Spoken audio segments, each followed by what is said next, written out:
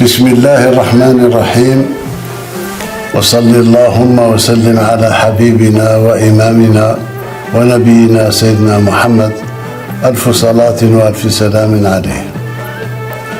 أيتها المواطنات، أيها المواطنون، أتوجه إليكم جميعا بأصدق التهاني وخالص الأمنيات بمناسبة حلول عيد الفطر المبارك طيلة شهر رمضان الفضيل.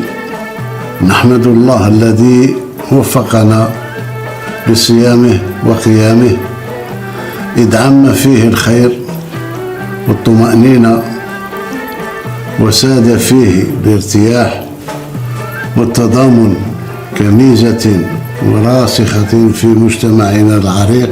نجدد باسمكم جميعا تهاني عيد الفطر المبارك لجاليتنا بالخارج ولكل المسلمين، ونخص بالذكر إخواننا في فلسطين وهم تحت النار واضطهاد الاحتلال، راجين من الله عز وجل أن يرحم شهداءهم وأن يشفي جرحاهم وأن ينصر الصامدين منهم نصرا مبينا، إنه على كل شيء قدير.